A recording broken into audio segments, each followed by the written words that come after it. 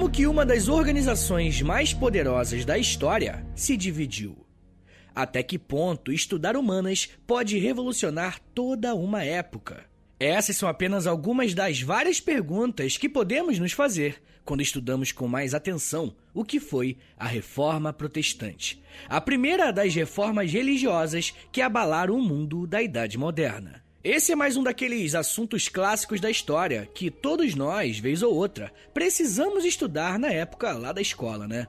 Porém, além de ter esse fator importante para a compreensão do passado, a Reforma Protestante toca em um tema que é bem delicado e pode gerar alguns problemas, né? Que é falar de religião. E nesse caso, é um problema dobrado, porque o assunto é justamente uma divisão religiosa.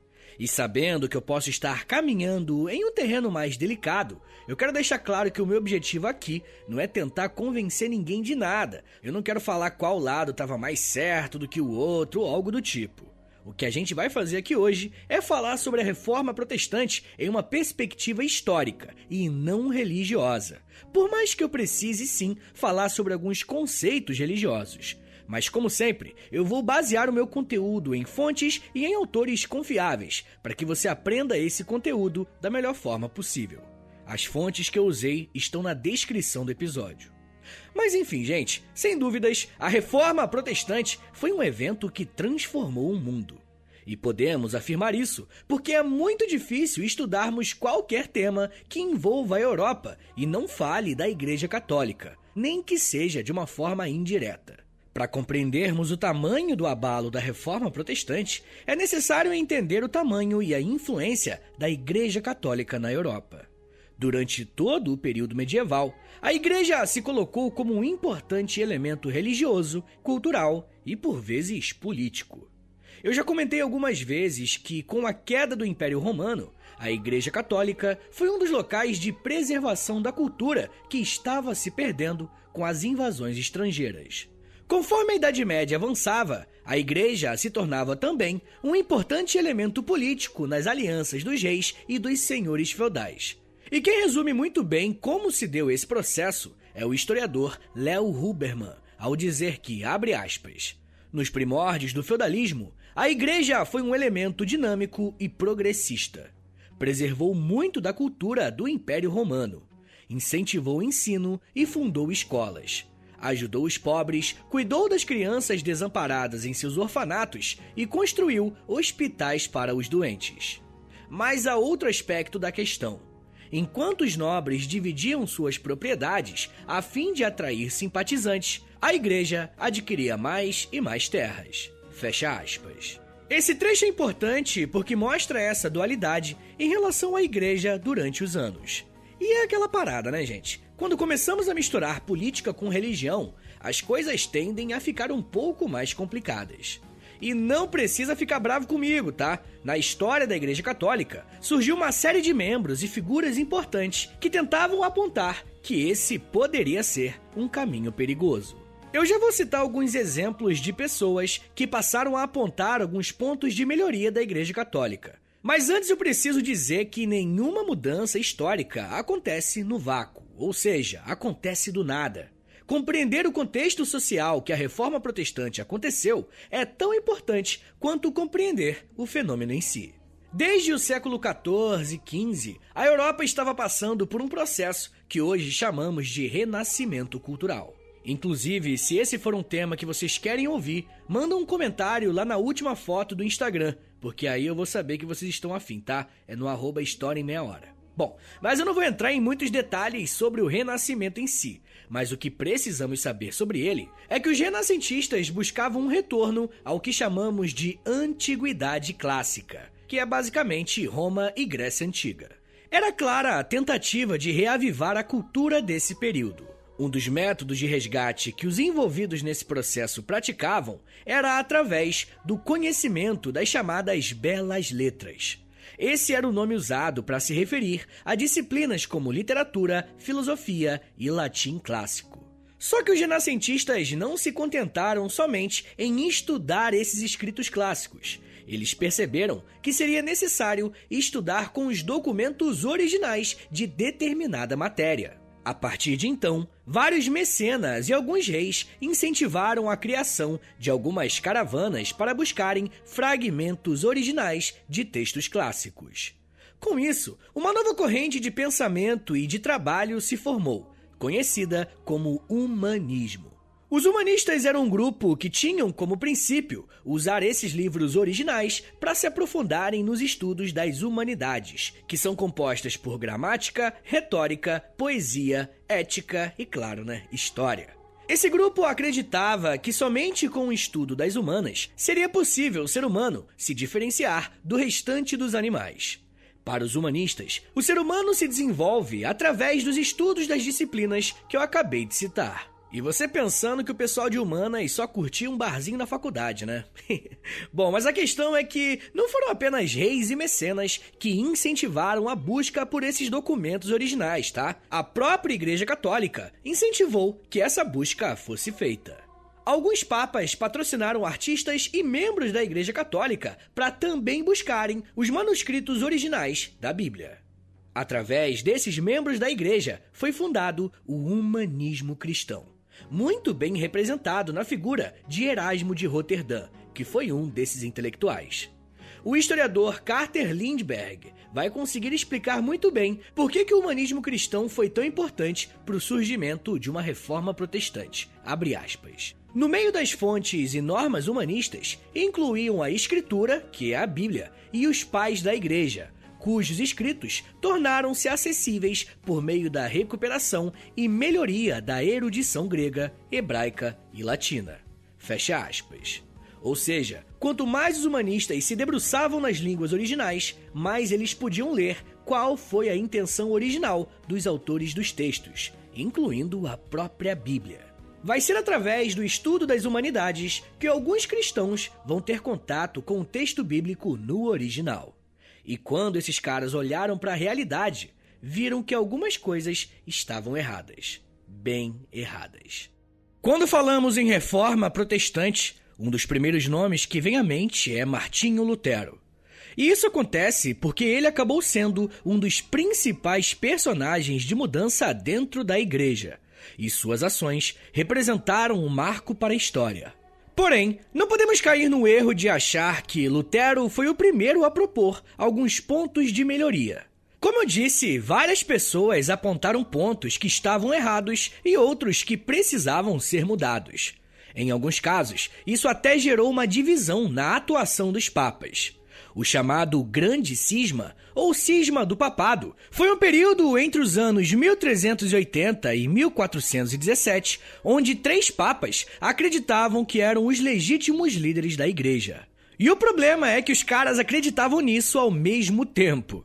Internamente, a questão que mais gerava divisão e debates na Igreja Católica era um elemento conhecido como indulgências. Uma das bases do cristianismo é a ideia de que o ser humano é pecador.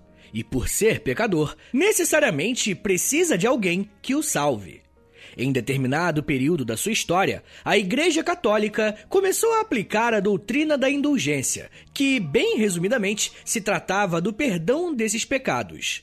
A questão que torna as coisas complicadas é que essa mesma igreja começou a vender indulgências, ou seja, começou a comercializar aquilo que acreditava ser a coisa mais importante, o perdão dos pecados. E não demorou muito para que as indulgências começassem a ser uma fonte muito valiosa de receita para a igreja. E quando isso acontece, o sistema passa a ser dependente desse tipo de prática. Quando eu contava isso para os meus alunos, muitos pensavam, pô, professor, as pessoas realmente acreditavam nisso? E molecada, temos que ter em mente que durante o período medieval e no início da Era Moderna, a Igreja Católica era a maior autoridade política e religiosa. Logo, quando alguma regra ou costume era praticado, você simplesmente aceitava, pois se tratava da autoridade máxima quando o assunto era a fé. Só que foi justamente por aquele movimento humanista cristão que eu comentei agora há pouco que algumas propostas de mudança começaram a ser feitas. Quando eu cito propostas de mudanças ou críticas, eu estou me referindo a algumas propostas mais tranquilas até denúncias mais graves. Um homem chamado John Wycliffe era membro da Igreja Católica na Inglaterra e atuava como um professor de teologia. Wycliffe era um dos caras que mais criticava fortemente a venda de indulgências pela Igreja.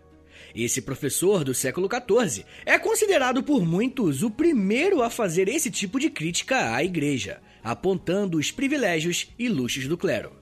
Ele começou a ganhar alguns ouvintes, até que o Papa Gregório XI decidiu censurá-lo. Revoltado com o rumo que as coisas tomaram, ele decide produzir uma tradução da Bíblia para o inglês. E eu não sei se vocês têm noção do que isso representa, mas nesse período, a Igreja Católica era a única que poderia ter acesso ao texto bíblico e ele estava em latim. Ou seja, as pessoas nem podiam ler em sua própria língua o texto bíblico, tá ligado? Ao traduzir a Bíblia para o seu idioma, Wycliffe está quebrando com dois monopólios da Igreja, o da posse da Bíblia e o do idioma.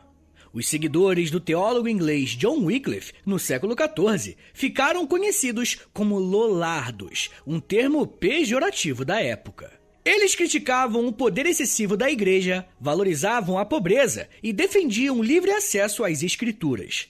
Wycliffe foi declarado herege e teve as suas ideias proibidas pela Igreja no ano 1381.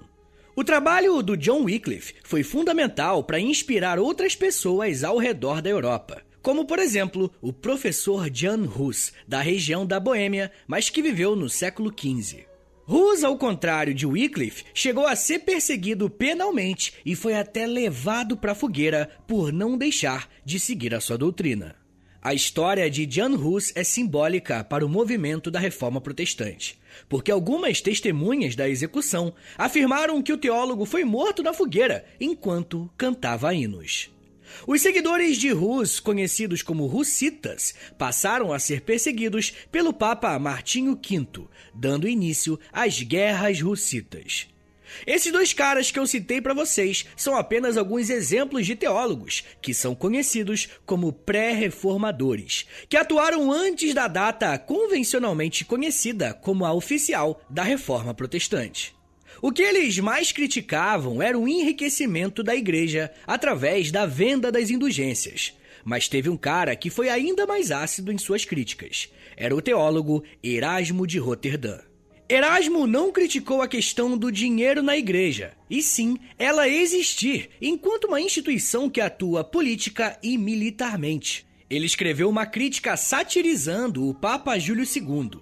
Para Erasmo, esse Papa era um líder da Igreja que parecia mais um general do exército, porque o próprio Papa mantinha esforços políticos e militares para controlar os estados papais e expulsar todos os estrangeiros da Itália. Essa guerra promovida pelo Papa foi marcante ao ponto de fazer pessoas fora da Igreja questionarem o que o pontífice tinha a ver com Jesus Cristo. A crítica de Erasmo dizia o seguinte, abre aspas, contemplo o homem que quer ser considerado próximo ou igual a Cristo, submerso nas coisas mais sujas, dinheiro, poder, exércitos, guerras e alianças, sem mencionar vícios. Embora estejas tão distante de Cristo, ainda abusas de seu nome para benefício pessoal e arrogante. Fecha aspas. Pois é, o cara era bem incisivo com as palavras, a gente não pode negar isso. Mas enfim, gente, tendo razão nessas críticas ou não, todos esses homens foram críticos de um ponto ou outro daquilo que a Igreja Católica praticava.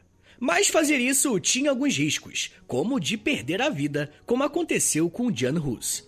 Só que depois deles, veio um outro teólogo que começou a perceber que algumas coisas não estavam acontecendo da maneira que deveriam. Mas esse cara estava no lugar certo e no período certo. Pois além de sair com a vida após as críticas, ainda conseguiu abalar o mundo. Eu tô falando de Martinho Lutero, o famoso reformador da Igreja Católica. A gente ainda vai falar sobre as ações do Lutero e como que o protestantismo surgiu e algumas das suas vertentes também. Mas me dá um minutinho aí, tá, gente, que daqui a pouco a gente volta e eu falo um pouco mais sobre amigos poderosos, tradução, idioma, divisão e viralização. Segura aí, que é um minutinho só.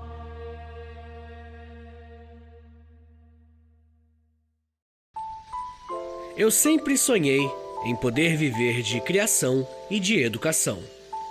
E graças ao apoio de vocês lá no Apoia-se, isso se tornou realidade.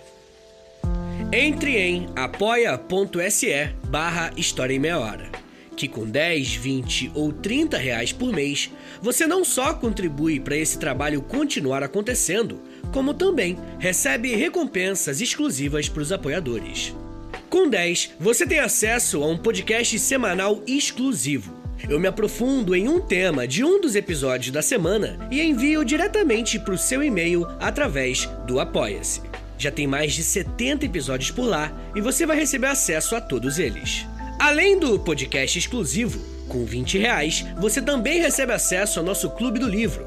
Todo mês nós lemos um livro sobre história e conversamos no grupo do Telegram. E depois de 30 dias, fazemos uma call no Zoom para compartilharmos as nossas impressões. E com 30, além das recompensas anteriores, eu te adiciono no meu Amigos Próximos no Instagram, onde publico conteúdos diários com curiosidades históricas, tanto no @História em Meia Hora, quanto no @Prof. Vitor Soares. E se você tiver alguma dúvida sobre o apoio, é só entrar em contato comigo pelo e-mail historiaemmeiahora@gmail.com. apoia.se/História em Meia Hora. É apoia.se/História em Meia Hora. Valeu, gente!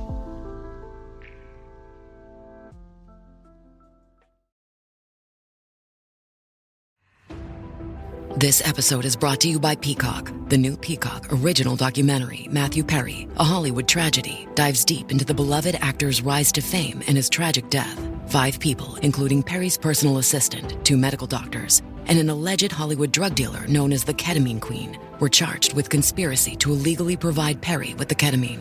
Explore the details of the case in this heartbreaking special, streaming now only on Peacock.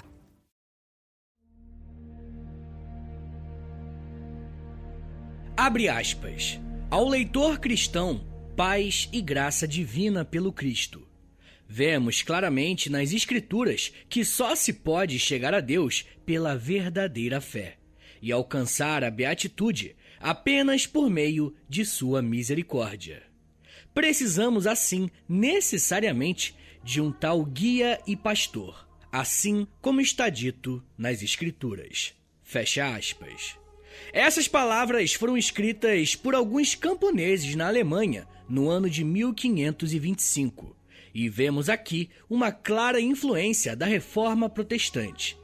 Esses camponeses estavam fazendo uma manifestação contra os abusos da administração local e redigiram um manifesto com 12 artigos que deveriam ser acatados imediatamente. O interessante desse documento é que podemos perceber como a Reforma Protestante conseguiu não só ficar nos corredores das igrejas e das universidades, como os argumentos atingiram também a população. Só que, para entender o tamanho do que foi a Reforma Protestante, temos que olhar para quais foram os eventos que desencadearam esse processo. O que eu fiz até aqui foi mostrar uma série de pré-reformadores. E eu não sei se vocês perceberam isso, mas os caras são de lugares diferentes da Europa. E por esse motivo, muitos historiadores afirmam que existiram reformas protestantes, no plural. Bom, mas esse é um debate que ainda está em aberto. O que aconteceu de fato está ligado à figura de um teólogo alemão. Na verdade, a região que hoje chamamos de Alemanha vai ser muito importante durante todo o processo. Nessa área, a relação das monarquias locais com a igreja era um pouco diferente daquilo que acontecia em outras regiões. Em alguns territórios, existia um acordo entre os reis e o Papa, onde esses reis poderiam escolher os bispos que iriam servir às suas igrejas, ou seja, quais seriam os funcionários eclesiásticos que trabalhariam mais perto do povo. Politicamente, escolher o bispo era uma forma de controlar uma determinada região. Só que na Alemanha não era assim. Era o Papa quem tomava a decisão de escolher quais seriam os funcionários da igreja que atuariam nas paróquias. E esse fato é muito importante, gente, porque ele gerou um sentimento anticlerical na elite política da região que hoje é a Alemanha. Bom, mas segura essa informação um pouquinho, porque eu quero falar agora do Martinho Lutero. Lutero nasceu na cidade de Eisleben, no Sacro Império Romano Germânico no ano de 1483. Ele teve uma vida bem interessante e conturbada, mas a parte que importa é o período que ele ingressou na igreja e começou a atuar como um monge. Dentro da igreja, Lutero era um professor bem respeitado, que era conhecido pela sua seriedade em relação aos assuntos da fé. Só que essa dedicação aos estudos bíblicos ganhou um novo patamar quando ele teve contato com o trabalho dos humanistas cristãos, como bem afirma Carter Lindbergh, abre aspas. O estudo intenso de Lutero da língua e gramática bíblicas, auxiliado por ferramentas linguísticas disponibilizadas pelos humanistas do Renascimento, mudou radicalmente o seu entendimento de salvação. Fecha aspas. Essa parte final da citação do professor Carter é muito importante, porque o principal objeto de estudo do Lutero era justamente a salvação. Nesse período, o entendimento da Igreja Católica a respeito da salvação era que ela estava condicionada a um comportamento correto e o cumprimento de alguns sacramentos. E é por isso que era muito comum ver na Idade Média, e até hoje, uma ênfase muito grande nos comportamentos e na moralidade, como se isso garantisse o seu lugar no céu. Nesse sentido, Lutero acreditava que a Igreja Católica estava numa linha de que pessoas mereciam a salvação por algo que elas faziam. Mas conforme ele foi tendo contato com o texto original, mais ele foi defendendo a ideia de que a salvação eterna era um dom que Deus dava de graça mediante a fé. E somente pela fé, nada mais. Pode parecer uma diferença sutil, mas muda completamente a relação que as pessoas teriam com a própria Igreja Católica. Só que o menino Lutero não parou por aí, tá? Além dessa questão da fé ser a parada que garantiria a salvação de alguém, ele passou a defender também que a Bíblia deveria ser a maior fonte de autoridade e não o Papa. Olha que doideira! Era como se ele falasse para a maior autoridade do mundo religioso que ele não deveria mais ocupar aquela posição. Podemos dizer que a situação limite para Lutero foi a visita às obras da Basílica de São Pedro, onde pôde ver com seus próprios olhos a luxuosidade e a riqueza daquele templo em comparação com a forma que a população germânica vivia. Era um contraste revoltante de acordo com Lutero. Bom, vai ser a partir dos seus estudos e dessa experiência prática que Lutero, como um acadêmico, produz um relatório contendo 95 artigos defendendo que a igreja precisava mudar ou reconhecer que estava errada. Em 31 de outubro de 1517, o alemão divulgou seu trabalho em um documento que ficou conhecido como as 95 Teses. Inclusive, essa é a data que ficou conhecida como o marco inicial da Reforma Protestante. Porém, o objetivo de Lutero com essas teses não era criar uma divisão dentro da igreja ou explodir tudo pelos ares. Ele realmente desejava que algumas coisas fossem colocadas de volta no eixo. Ele acreditava que uma reforma interna poderia ser feita, mas o que ele não esperava é que as suas ideias seriam usadas justamente para dividir a Igreja Católica. É a partir daqui que começamos a entender por que Lutero estava no lugar certo e no tempo certo. Quando ele escreveu esse documento, Lutero foi ajudado por uma tecnologia que tinha sido popularizada há pouco tempo, a prensa de Gutenberg. Com a criação dessa máquina, panfletos e livros poderiam ser feitos, copiados e distribuídos com muito mais facilidade e rapidez e para muito mais pessoas. Foi uma das primeiras vezes que uma ideia meio que viralizou, tá ligado? As 95 teses de Lutero foram copiadas e divulgadas por diversos lugares da Europa, fazendo com que essas ideias se espalhassem muito. Mas a fama tem pontos positivos, mas tem muitos pontos negativos também. O podcast tá crescendo e eu tô começando a conhecer isso. Não demorou muito para que toda essa exposição trouxesse algumas dificuldades para Lutero. Como nós vimos nesse episódio, o Papa e a Igreja Católica em geral eram um grupo muito poderoso. E querendo ou não, as ideias de Lutero atacavam diretamente a autoridade do Papa. E isso poderia ser usado politicamente. E aí você deve estar se perguntando por que o Lutero não foi morto como o Jan Hus, né? Porque o Jan Hus criticou a igreja e foi levado para a fogueira. E aqui, gente, agora, para responder a sua pergunta, entra o segundo motivo do porquê que o Lutero nasceu na época certa. Como eu falei, as ideias do Lutero criticavam a igreja, né? Atacavam a autoridade do Papa e da igreja. Então adivinha, os reis locais que desejavam aumentar o seu poder, principalmente aqueles lá da região da Alemanha, decidiram apoiar Martinho Lutero. A época da Reforma Protestante aconteceu no início de um movimento nacionalista e de formação de algumas nações, e ter poder político era muito importante para os reis. A questão é que a popularidade de Lutero se tornou um problema para a igreja. Eles tinham que fazer algo com ele antes que esse tipo de comportamento se espalhasse. Foi então que em 1518 o Martinho Lutero começou a ser investigado e um processo contra ele foi iniciado para tentar acalmar os ânimos entre Martinho Lutero e o Papa Leão X. E quando eu digo que as coisas estavam tensas, eu tô falando sério.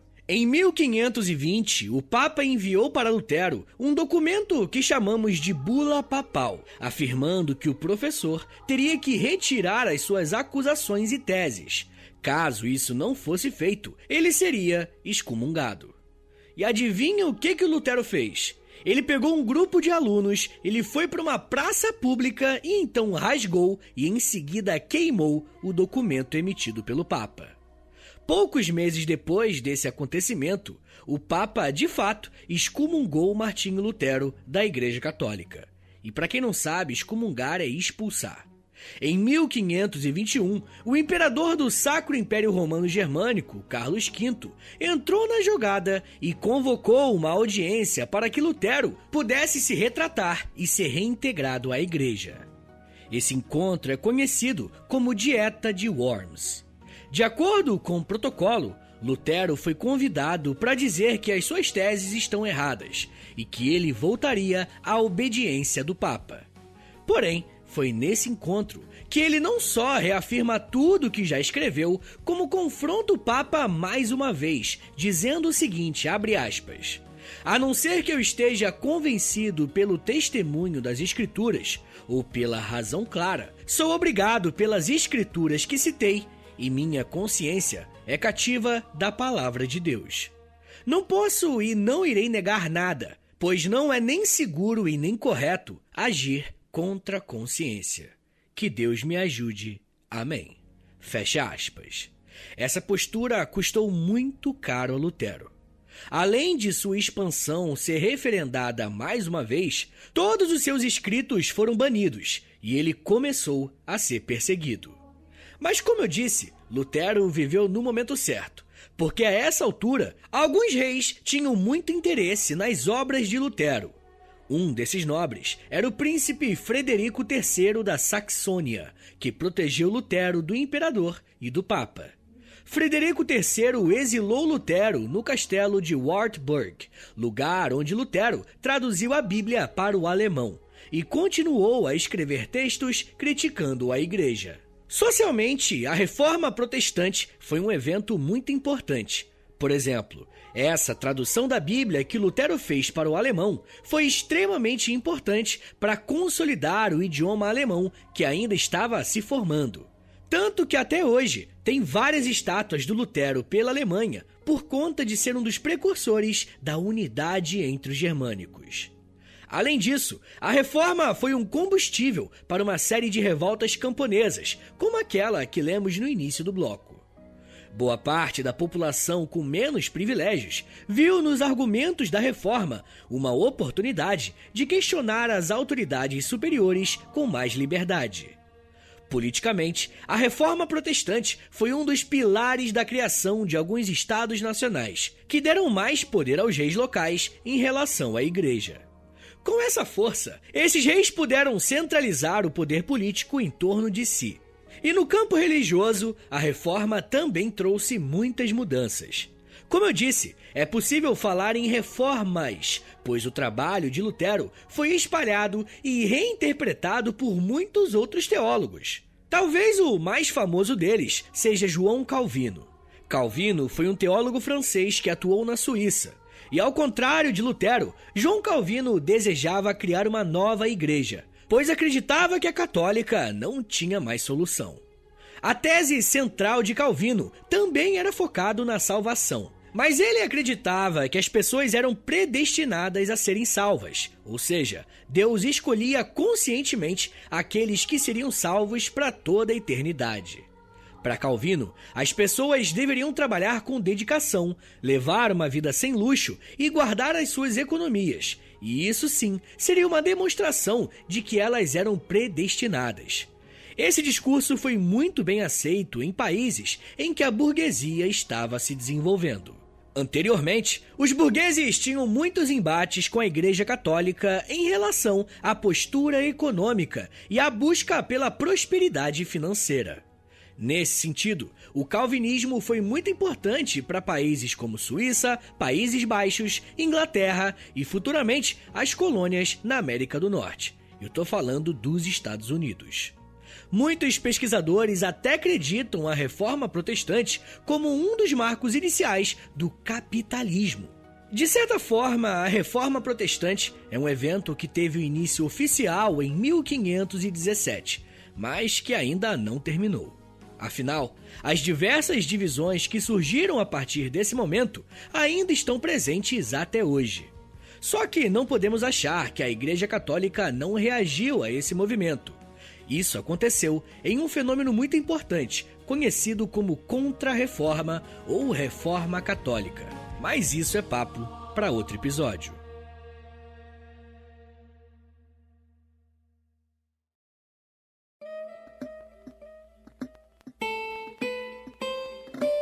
Senhores, muito obrigado por terem ouvido até aqui. Meu nome é Vitor Soares, eu sou professor de História e você acabou de ouvir o História em Meia Hora. Eu adoro falar de religião, tá? Até movimentos históricos que englobam religião, né? Como a Reforma, mas eu sei que pode gerar algumas discordâncias. Eu tentei focar na parte histórica, mas vocês sabem como é que é a internet, né? Sempre tem discussão, a galera sempre acha algo pra reclamar. Então, me dá uma proteção, me ajuda, passa o paninho aí pro tio e compartilha esse episódio, por favor, tá? Você pode postar lá nos stories do Instagram, e aí você me marca no @História em Meia Hora, ou você pode postar também lá no Twitter, e me marca no @H30podcast. Mas rapaziada, não se esqueça, a melhor forma de você ajudar o História em Meia Hora a continuar rolando, a continuar de pé por muitos anos ainda, é você assinando o nosso Apoia-se, beleza? apoia.se/História em Meia Hora. Mas muita gente me pediu pra eu fazer um Pix, então anota aí, né? Porque às vezes a pessoa, sei lá, né, consegue dar uma moralzinha isolada, não recebe salário bonitinho todo mês, e aí não consegue calcular, né? Então, fica aí, anota meu Pix, que também é meu contato. Tá, então se você quiser falar comigo também, é só você mandar o Pix ou mandar e-mail para historiaemmeiahora@gmail.com. historiaemmeiahora@gmail.com. Se você quiser me ouvir em outros podcasts também, eu faço parte do História pros Brother, onde eu falo de história, só que é de humor também, tá ligado? Então vai com essa cabeça aí, vai pensando que é de humor a parada e é com temáticas históricas também. E eu também faço episódio pro Aventuras na História, tá ligado? Aquela revista. Então, eu tô lá toda sexta-feira fazendo um podcastzinho maneirinho pra eles, beleza? É só procurar no Spotify que você encontra com certeza. E é isso, gente. Me siga nas redes sociais, é @Prof. Vitor Soares no Twitter, no Instagram e no TikTok, tá? Tô fazendo videozinho no TikTok todo dia no @Prof. Vitor Soares, sempre com temática histórica, obviamente, tá bom, gente? Bati o dedo aqui no teclado. Então é isso, gente. Muito obrigado, um beijo, até semana que vem! E valeu!